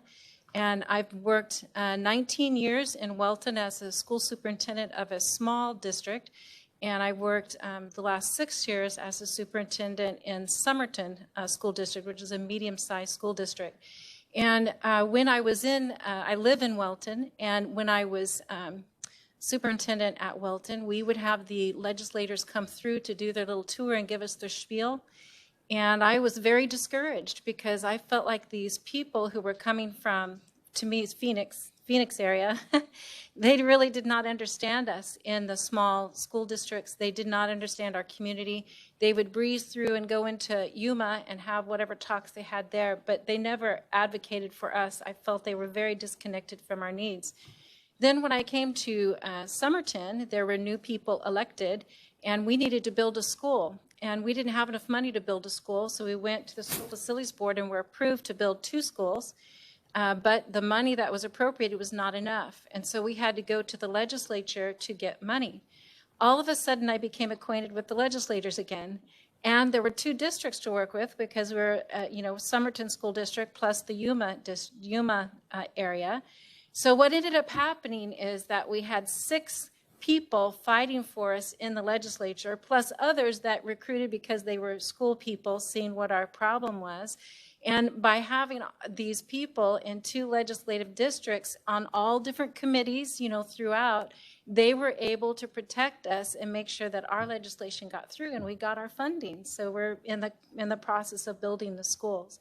So I was really surprised at that. And so now all of a sudden I'm starting to think, well, maybe this is a good idea that we do have 2 legislative districts.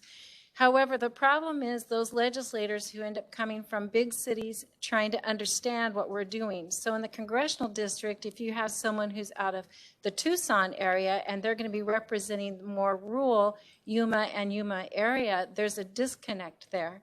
And so I do think that a look needs to be taken at the congressional level. At the legislative districts, I'm really surprised at how well it worked, although I don't see the connection between us and Tucson. I don't see the same kind of community, and I don't see the same kind of issues and needs. But if we look at the way the school districts work, we have Yuma School District, and we have all kinds of smaller school districts within that. There's 9 in Yuma County. 4 are very small. If you go up towards Maricopa, if you go up along the La Paz County, up along the river, you see all these small school districts, medium to small size school districts. And those are people who have the same needs, concerns, and issues. So I would say maybe you look at the size of some of the school districts to help you draw those lines between the different communities. I don't know, but I'm sold on the 2 legislative districts now, whereas before I wasn't. So good luck, and thank you for doing this work for us. Thank you. Our next speaker is Daniel. Just as a follow-up question along those lines, if you feel that you have recommendations as it relates to congressional lines with keeping school districts intact and keeping like-minded families, working together, that's valuable information.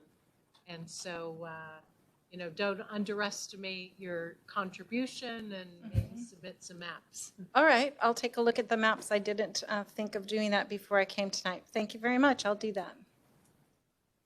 Thank you. Our next speaker is Daniel Ortiz, followed by Phil Townsend, followed by Jessica Logo.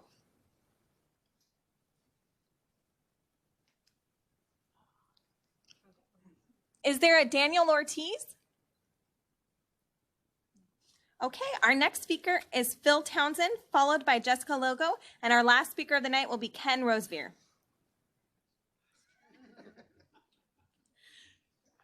Good evening, Madam Chairman and members of the Commission. Thank you for being here tonight.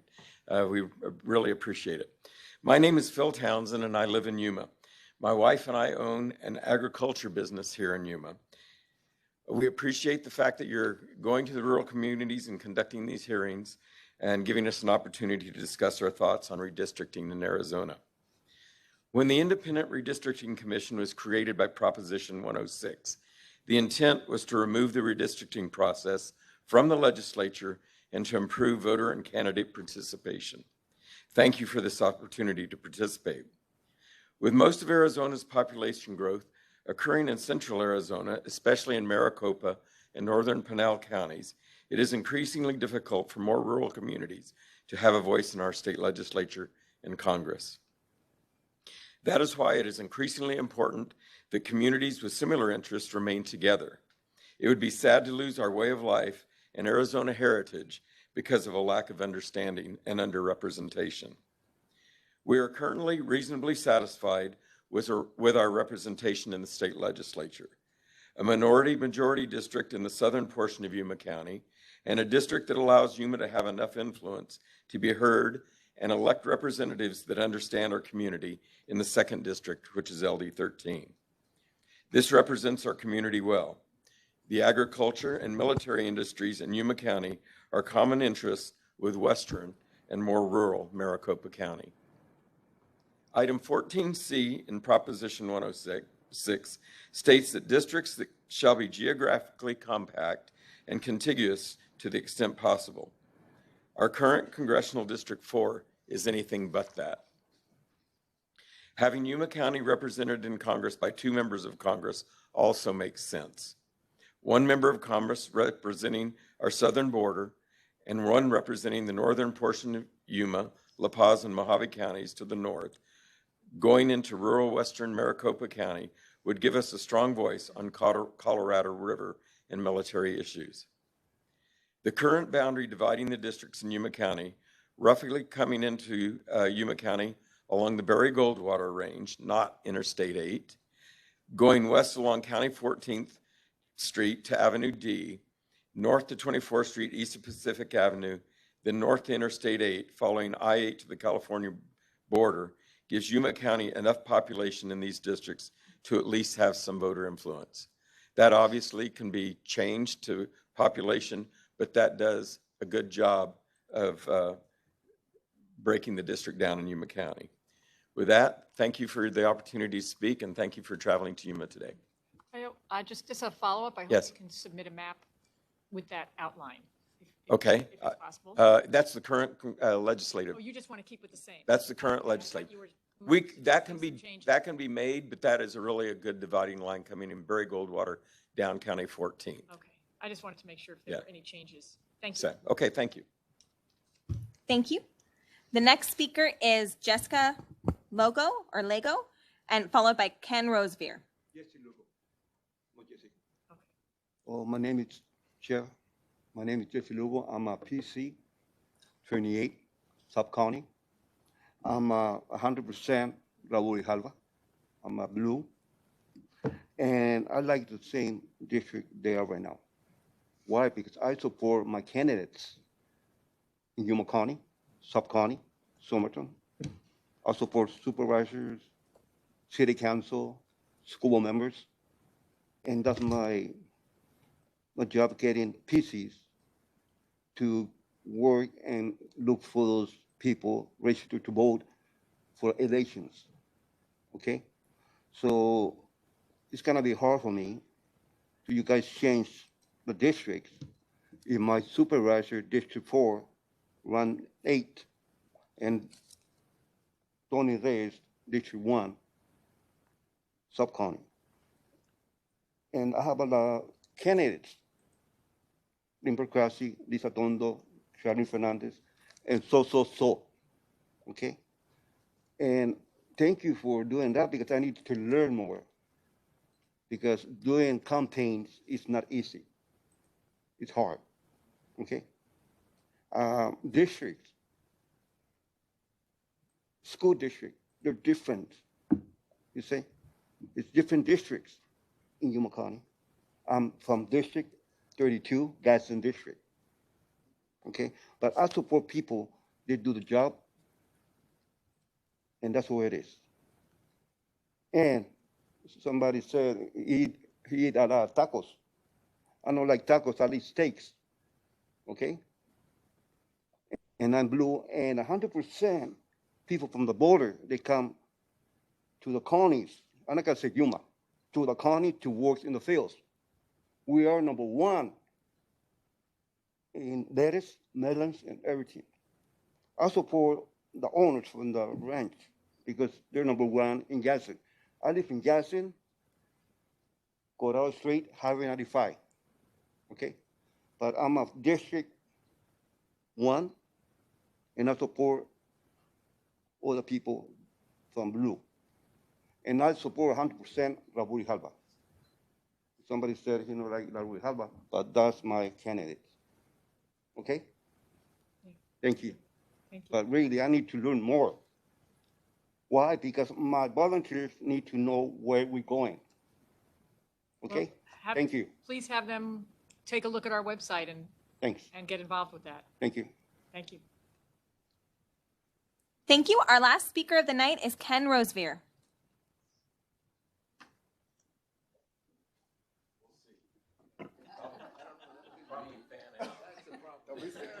This should clear the house. I am Ken Rosevear. I lived in Yuma for 22 years, and I spent 15 years as the director of the Yuma County Chamber of Commerce. So when I took that job in 1998, I quickly learned that the umbilical cord from Phoenix is stretched really, really tight to Yuma. And consequently, I spent a lot of time at the Arizona legislature. Most of the legislation that was good for Yuma started in Yuma. And I learned very quickly that one size did not fit all. What was good for Phoenix and Tucson was not usually good for Yuma or any other rural community. So I learned to get up early, drive to the legislature, and work at committee level and walk the halls of the House and Senate on bills that were either good for Yuma or not good for Yuma. And you've heard it said over and over that agriculture is king in Yuma. It drives our economy. We need the Colorado River. I think the districting as it stands now is good. If we can reach that west side of Maricopa County, that influence is really, really needed for the issues that we work on here in Yuma. As far as the military is concerned, I was asked to join a group of what they call Base 50s. And I started a group called the Yuma 50. And it represented MCAS and YPG. And we joined together with Davis Mountain in Tucson and Fort Huachuca and Luke. And there's a military facility up in Flagstaff. So we made 2 trips a year to Washington, D.C., working with our legislatures and all those that were on the Armed Forces Affairs Committees. And I made trips all the time with the agriculture community to work on border issues and water issues and agriculture issues. So it's a constant challenge to train the legislature and educate them on what goes on in Yuma County. Every year when the legislature, before they convene, we invite the freshman legislators to come down here and visit the border and learn what goes on at the border and learn what goes on in agriculture. So we're lucky that we have good representation. I think we should work harder to make it stronger and make the right choices on the commission boundaries. Thank you. Thank you. Thank you, and that was our last speaker. All right, well, I just want to say thank you to everybody for being here and for all of those who came to speak, but also for those of you who decided to just come and listen. We appreciate that you did that. As you've seen today, we do have our website, which has a lot of tools that you can use both to learn more about the redistricting process and to share information yourself about your community interest. We appreciate any input that you can give us. Rather than relying purely on our interpretation of your comments today, we encourage you to go online and submit a map to us. You also know that we're just at the beginning of this, and so when you will be seeing changes and you'll be seeing new maps. We will certainly be doing our best to take into account everything you have said. It's important for you to provide us with as much input as possible, and that will ensure that we correctly understand the definition of your community. Please encourage your friends and neighbors to share their thoughts too. Anyone can do so online anytime. There's no requirement to attend any of these meetings to provide input and to be heard. So thank you again. And with that, we adjourn the meeting. Thank you.